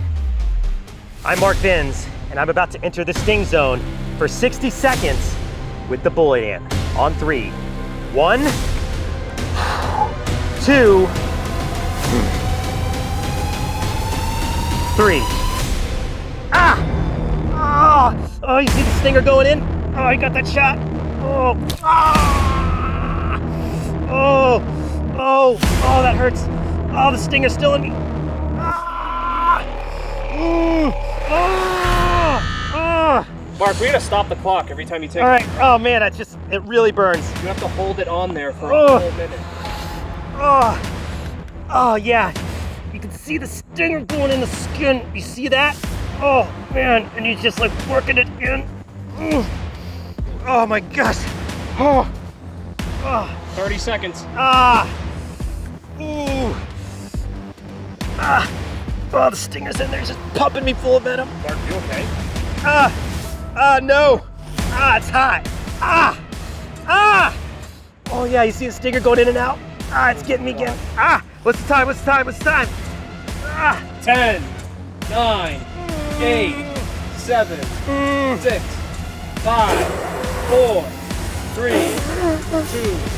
1, time. Oh, I'm bleeding. Where the stinger is in, you guys see that? Oh, dude, I'm telling you what, that is searing pain. My arm is on fire right now. Describe the pain. It's hot. It's hot, it's pulsating, it's electric. My skin is just like rippling with pain. You can see it drew blood. The stinger was in the skin, just pumping me full of venom. Do you see it pull out there at the end? That was insane. They say it's like being shot by a bullet. This pain is rumored to last for like 24 hours. The sting is getting worse by the second. So which one's worse? The acute pain of those leafcutter ant jaws really hurt. This is different though. This is getting worse. Like you could see the redness is starting to really flare up. Like look at all the capillaries dilating there. Wow. In terms of the showdown, I don't know, what do you guys think? What'd you think was worse? Just based on your pain reaction and the bites, I think leafcutter ant. I mean, this was no walk in the park. This did not feel good for a second, but those leafcutter ants, that is something I never, ever want to go through ever again if I can help it. All right, guys, it's getting dark. Let's release the ant and head back to camp. As we made our way back to the nest to release the bullet ant, the swelling and searing pain increased dramatically, and I was starting to think that I had declared the winner of this ant versus ant face-off far too soon. All night long, my arm was riddled in bone-crushing pain, and it took everything I had to hold back from screaming out in agony. I maybe got like 2 hours of sleep last night, guys. This bullet ant sting just kept me up all night long. For what it's worth, I feel my experience has proved the rumors true. The pain became much more intense before getting any better, and the visual swelling and itching alone were shocking. It took multiple days for all of my symptoms to subside, and if it were up to me, I'd rename this species the 48-hour ant. So I had to do the right thing and return to the table. Well, I, for one, am never too proud to admit when I am wrong. And in terms of yesterday's verdict as to which was worse, I was wrong. Look at my arm, guys. I am in so much pain right now. And look at this. The redness extends all the way from my wrist to my almost my elbow. It truly feels like a broken bone. Wait, Mark. So, are you changing the winner from yesterday? No question. No question. I have never felt pain like this from a sting. This is the worst sting I have ever experienced in my life. The bullet ant is the true king of pain of this rainforest. This was my first brush with the bullet ant, but it will be far from my last. Our experiment today was more than just a head-to-head comparison. It was also training. Soon I'll be heading deep into the Amazon to attempt the legendary Bullet Ant Glove Challenge, where I'll place my hands into gloves filled with hundreds of angry bullet ants that could sting me thousands of times. All right, guys, it is the wee hours of the morning here in Western Australia, and we woke up early because we are trying to find one of the world's smallest marsupials, the honey possum. These tiny creatures only live in Western Australia and are rarely ever seen because they are super quick, hopping and bouncing from tree to tree. Now, while they are smaller than a mouse, they are actually related to koalas, kangaroos, and wombats. And if I'm able to catch one, I'm going to show you why this is one of the most impressive and smallest mammals in the entire world. Now, these creatures are very agile. In order to have any chance of getting one up close to the cameras, we're going to need to use some technology to aid us. So what we have here is a thermal scope. You can see the scanner here, a live feed on the phone, and it will detect any body heat coming off of these small possums. And if we are able to spot one on the scope, we're then gonna race out of the car and try to get hands-on with this super cool and super tiny marsupial.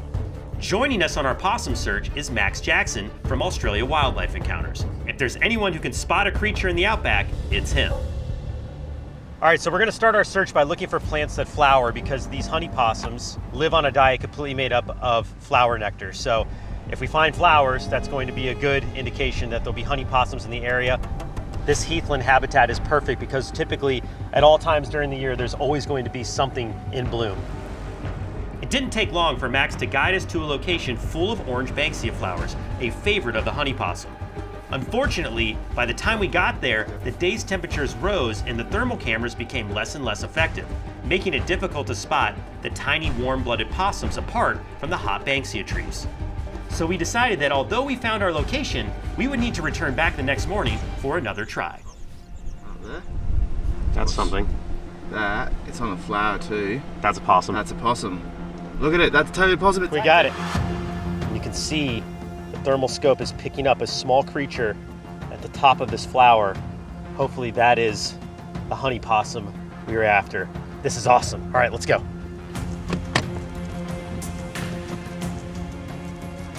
Oh yeah, I see it. Yeah, I see it. Yeah, I see him. I definitely see him, man. He's flying around there. Alright, do you want me to stand back and you see if you can go for a grab? Yeah. I'll keep an eye on it with this laser. Okay.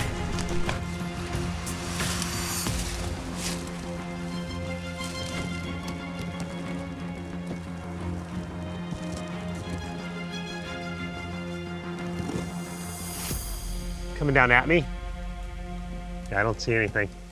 Thought I saw a flash of it when we first walked up, but it's hard to tell. It could have just been a branch in the wind.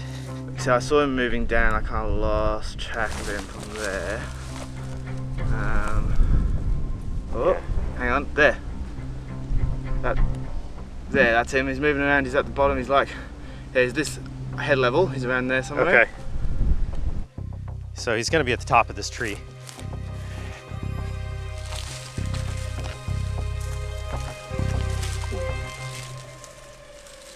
Oh, I got him. I see him. I think he jumped down. Saw him for like a fleeting glimpse. All right.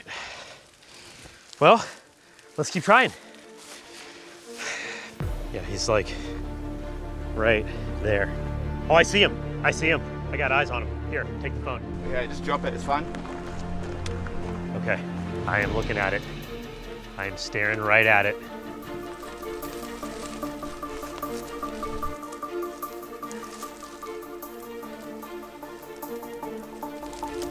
Oh, I just jumped. Yep.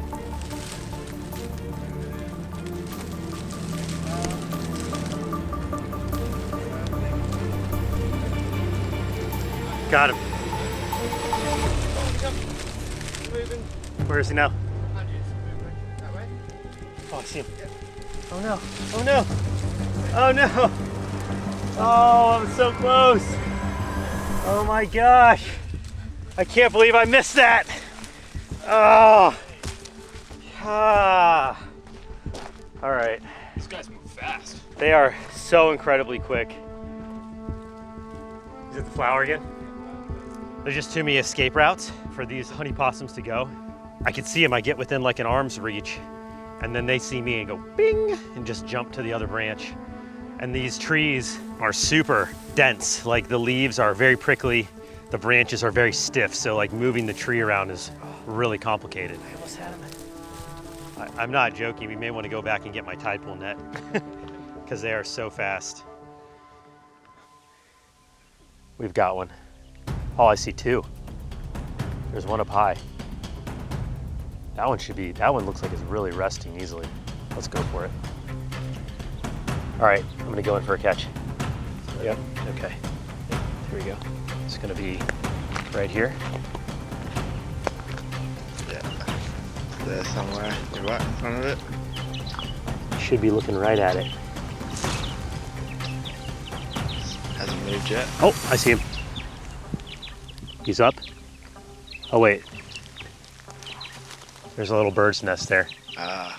But I think it was one of them because I saw a tail. He's still there. Oh wait, I'm looking right at him. Yep. I see him. Okay.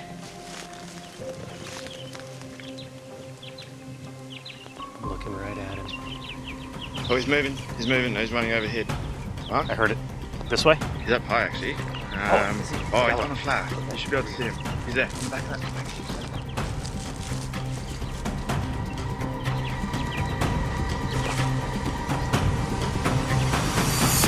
Got him. Yes! Got one. Oh, we got a honey possum, guys. That was awesome. That was awesome. Hi. Oh my goodness. You are the cutest thing I have ever seen. Okay, the sun is coming up. Let's let the light expose the habitat a little bit better, and then we are gonna show you this tiny little creature up close and personal. Oh, guys, look at how small this marsupial is.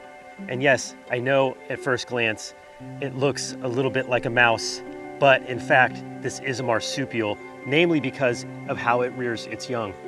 That when they, hey buddy, it's okay, it's okay. It's a little nervous, I'm gonna talk a little quieter.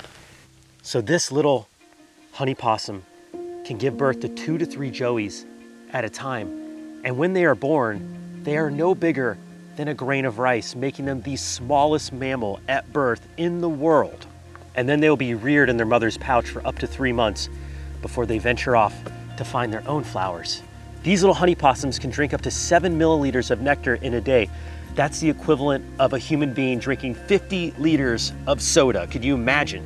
So their metabolism is super fast. They are pretty much always hopped up on a good diet of sugar. Hi, look at that iconic snout, which is developed to help them get at the plant nectar, the flowers in these banksia trees. They are perfectly adapted for their food source. In addition to their slender snout, they also have a very long tongue, which is up to 1/4 length of their entire head. This tongue is covered in, hold on, I gotta get a better grip, sorry guys. We're almost done, we're almost done. We're gonna put you back on your flower, don't worry. Okay, let's see if we can feed our friend here some sugar water. All right, ready? Oh yeah, look at that. Somebody was thirsty. You can see how it uses that little tongue to lap up the nectar. Yum, yum, yum, yum, yum, yum, yum. Oh my gosh, look how long his tongue is. Now their tongue is covered in bristles that helps it extract the nectar out of the flowers. And just like the bees behind us on the flower, these honey possums are extraordinary pollinators. Without them, this environment would certainly be in peril. They are a very important part of the ecosystem here in Western Australia, and they are also super cool. Like many other marsupials, it is prehensile. Do you see how it grips onto my finger there, how it curls up? That prehensile tail can wrap around branches and allows this tiny little marsupial to grip onto flowers and tree limbs with great efficiency, and they can actually hang and support their entire body weight just with their tail. So me gently holding it here is totally fine for this creature. The base of their tail is very strong and can support their entire body. Now, in addition to its prehensile tail, it also has a very interesting hind foot. Similar to a koala bear, it actually has a thumb that hangs out off the foot, 4 fingers, that allows it to really grab onto stems and limbs so it can get up on those flowers. So another distinguishing feature about the honey possum are those tiny little ears, which are quite large for its head. It has an extraordinary sense of hearing, and that's going to help it stay away from predators that would be out here trying to get them as they're feasting on flowers. Anything from a snake to a bird would make a meal out of a honey possum. They do have striping running along their back. The males have a bit more of a prominent stripe down the back, which leads me to believe that this is a male. Sir, thank you for joining us today on Brave Wilderness. Ow, he's trying to nip me a little bit.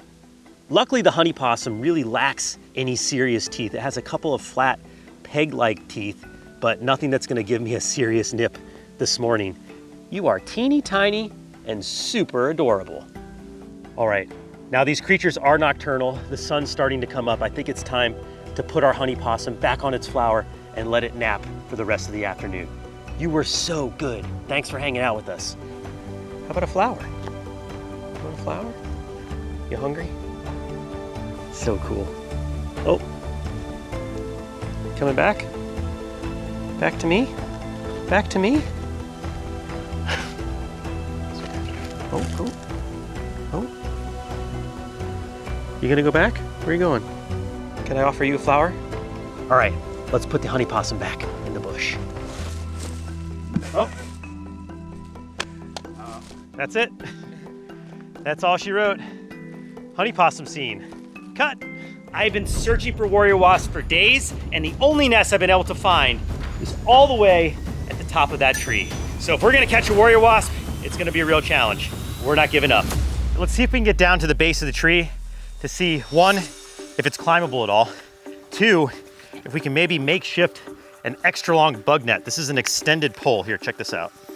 Look how long this gets. Whoa, it just keeps going. Yeah, I think that's fully extended. All right, yeah, see if we can attach this simple bug net to the end of this pole. Maybe I can climb up high enough is my thought, and I can swoop it down. This nest is easily 30 feet off the ground. I think I see it. Let's get under here and check it out. No, this is not looking good. That nest is 40, 50 feet up. Only we could just fly up there. Fly up there. Huh. Fly up there. How much do you think that weighs? Well, that's really light. It's only a few grams. It's light, right? Really light. Okay. I think I have a crazy idea. Let's get back up so we can get advantage of the nest. I've got a new plan. Let's go. All right. I think this could work. My thinking is because there is nothing in front of the nest and there's enough space there, I might be able to attach this net to a drone, and maybe with enough attempts, we catch one in the net. But let's get the drone out, man. This is it. We're gonna give it a shot. All right, get a little warm. Sun's coming out. Take that jacket off. Got some tape, set of pliers, got our net, a little bit of very thin twine, but very strong. And then of course we got an older drone. Yes, this drone has already seen a couple of bumps and bruises. With this net to essentially trail behind the drone like this. Okay, first things first, let's get a piece of string long enough. Got it. That is some strong string. Okay, I think something just like that. That's gonna do it. That's where we want it. Right in the center, right there. Okay. Now here's the thing, you only have one net. Gotta make sure it's really on there. Not to mention it's gonna have to stay in place. And no, in case you're wondering, I've never attempted anything like this before. This is a first. That's done, okay. Let's see how this looks.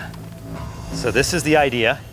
And you guys are gonna let me know if you see any warrior wasps in the net, because as soon as we have a few, or at least one in the net, I'm gonna zing it back down hit the deck as soon as we can. Hopefully it lands just like that, and then come up warrior wasp ready for a sting test. That's the plan anyway. I have no idea whether or not this is actually going to work. Let's give it a shot. This might just work, Mark. If this works, this will be the first time anyone has ever caught a warrior wasp with a drone. Here goes nothing. I'm just gonna record. All right, here we go. All right, fingers crossed. Clear.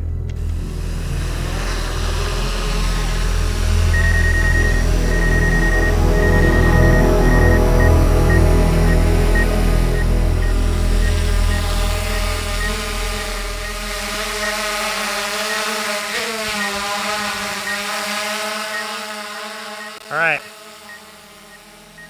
That's a good sign. Here we go. What we're trying to do is unprecedented. Let me just go up high. I want to see if this I mean, I think that works, guys. It's working pretty really good. Well, I'm impressed. Ooh. That was bad. You got to go slow. So speed is not good. Slow and steady. There's no real prize for being fast here. This is surgical. It's like playing a game of Operation. Oh man, this is cool. All right, I've got eyes on the warrior wasp nest. Looks like the clearest path is like right here. You guys tell me if you see me hitting anything with the net. Okay, we got our eyes on it. Okay, I'm going in. First pass.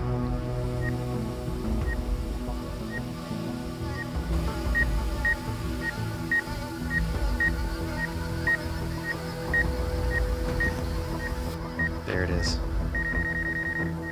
Okay. All right, definitely, I could see a warrior wasp on the nest.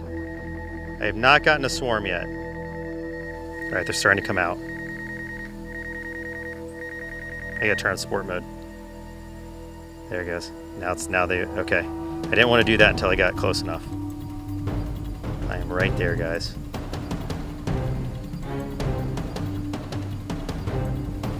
They're not swarming. That net's right there though. If you could somehow get that net to swing, I think one will get inside. Like rock it back and forth. It's right there at the entrance, isn't it? Danger zone. All right, I'm gonna see if we got anything. Okay. Okay. Coming out.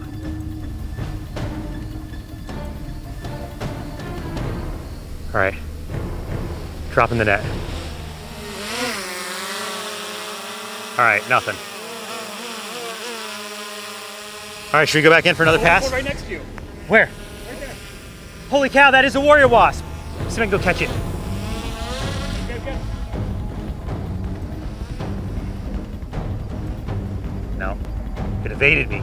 Oh man, that was definitely one. Good eye, whoever saw that. I feel like this is meant to be, guys. I feel like we can do this. Gosh, it's like I'm getting excited about getting stung. All right, here we go. Let's try going for another swing. Really want to get on this side. That's the clearest angle.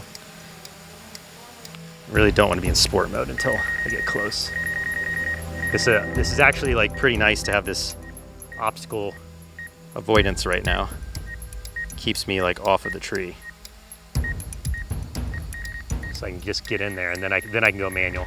All right, going manual. Now I'm seeing, oh yeah. There's a lot more warrior wasps hanging out on that nest right now. Oh, I see a swarm. One just flew. Okay, they're starting to come investigate the drone, and that is exactly what we want to happen. Come on, just one. Just need one. I'm gonna try to raise the net up, point the camera down, because that's about where the net should be. Oh yeah, I saw another one fly. This is good. Damn, the net is swinging the wrong way. Oh, it's right there. It's right there. There's definitely more. See that? Oh my gosh. Oh no. Oh no. Gotta get a wasp right now, or it's not gonna happen.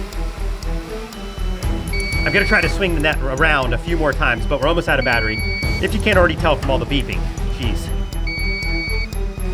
That's it, I've gotta bring it back. Maybe we got one, you never know. Just need one. Guys, I think there's something in there. I see something in there. There's definitely something in there. Watch out, watch out. Where's the other net? It's still there. Oh my gosh. Oh my gosh, I think we got one. I think we got it.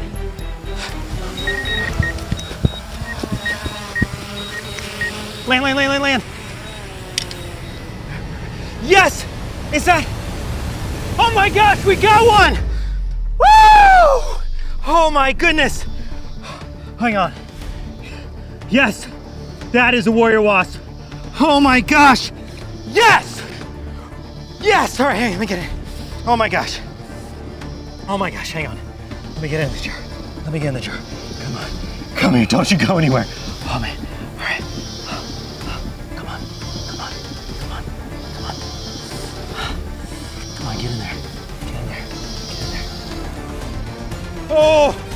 Oh, guys, it worked. Yeah, baby. Mwah. Yes, that might be the most amazing catch I have ever had in my whole career. Holy cow. Yes, all right. Oh my gosh, guys, high five. Holy cow. Yes.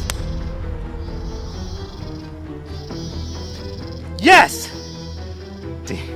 I cannot believe that we actually pulled that off. That's the world's first ever catch of any insect that's to my knowledge with a drone. This warrior wasp is like, what the heck just happened? Oh my goodness. Now it's time for me to take a sting and officially rate the warrior wasp on the Brave Wilderness Bite Sting Index. Let's set up the table, get this over with. Oh my goodness. I cannot believe that we actually pulled that off. We have set up the warrior wasp to enter the Bite Sting Index rankings on Brave Wilderness. Holy cow, I cannot believe it. All right, let's get some supplies out. We don't need this net anymore. I'm gonna keep that on standby though, just in case our wasp decides to make a run for it. Here we go, a few supplies that I need. Got my forceps, there we go. Can't do a sting test without an EpiPen. So just got a new epinephrine pen, and I got an arm. I got this arm. I'm gonna do this arm. I took a sting on this arm yesterday, so we're gonna use a blank canvas for this warrior wasp. This is one of the most infamous stings in the world. This is going to be a first time for me, and you can see right here, look at this. This warrior wasp is getting ready.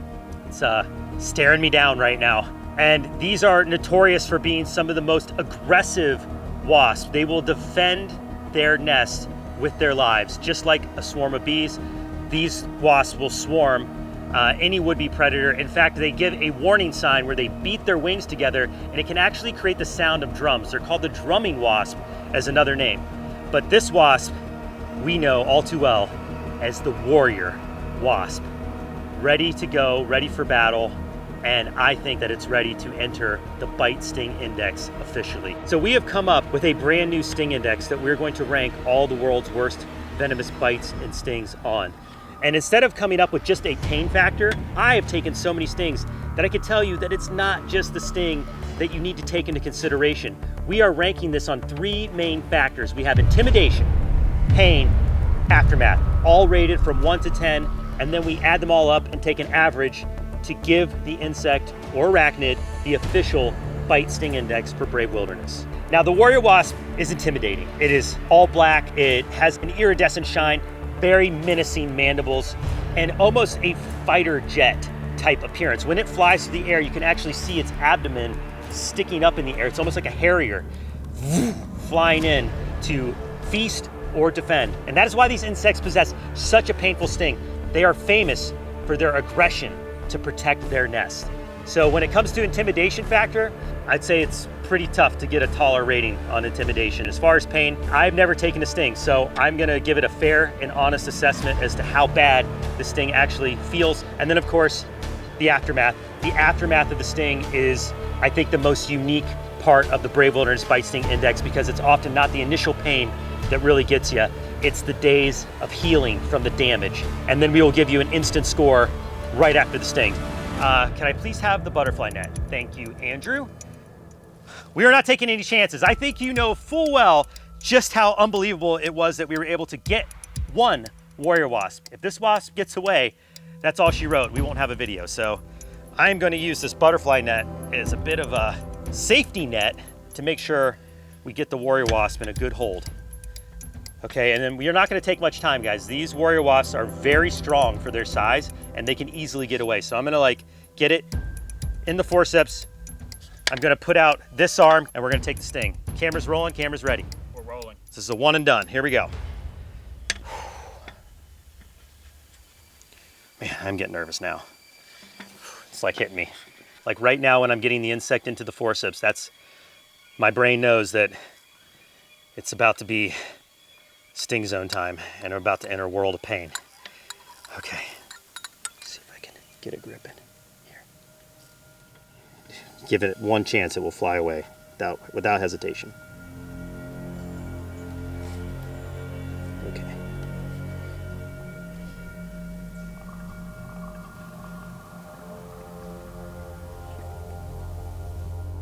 Okay, I don't have a good hold. Can you come and open this, Andrew? Open the bag. I have an idea of how I can do this. There's another set of forceps at the top of this. Thank you. Okay. I feel like it's like a game of Operation.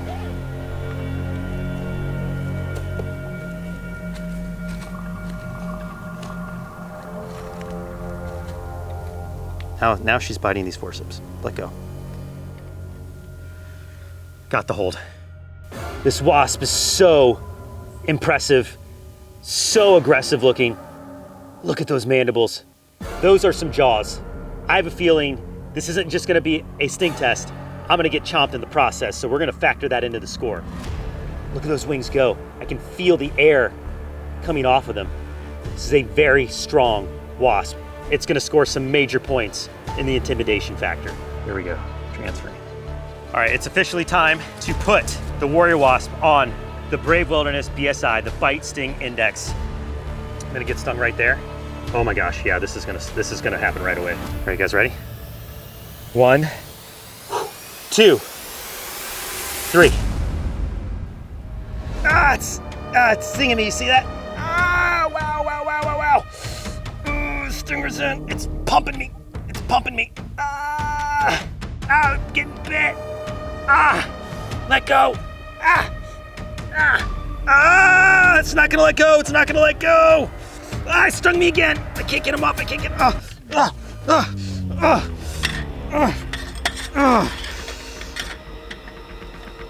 Ow. Dang.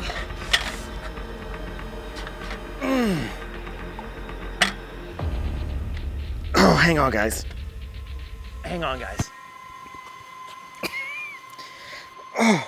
Oh my gosh. I cannot believe how bad the bite was. All right, I think we've seen enough. I can tell you what, that is a serious sting, but man, that bite was for real. I'm gonna have to factor that in for sure to the pain score. I did not expect that. Holy cow. The warrior wasp, this insect means business. I'm gonna get through the aftermath, but you get to jump ahead. Let's give the warrior wasp an official ranking on the Bite Sting Index. Here it goes. On intimidation, the warrior wasp looks downright menacing. Its impressive size and appearance screams, "Don't mess with me, I pack a punch." Plus, knowing that this is ranked as one of the 4 worst insect stings on the planet, similar to the likes of the bullet ant and tarantula hawk, definitely made me nervous to take this sting. So for that, I give it a 7 out of 10. For pain, the sting lives up to the hype, which delivered immediate burning pain right through my arm. On top of that, it also packed a nasty bite, which was much worse than I expected, adding to the intensity of the pain that I felt. So for all that combined, I give it a 7.9 out of 10. For aftermath, the warrior wasp left me with major swelling and redness for multiple days, and was very tender to the touch. Now, while it was painful, it still fell short of the bone-crushing aftermath from the bullet ant. So for that, I only give it a 7.5 out of 10. All combined, the warrior wasp ranks at a 7.5 out of 10 on the Brave Wilderness BSI, which places it in some seriously painful company, at least for now. If you enjoyed that episode, make sure to search for the Brave Wilderness channel on YouTube so you can join me and the crew on our upcoming adventures.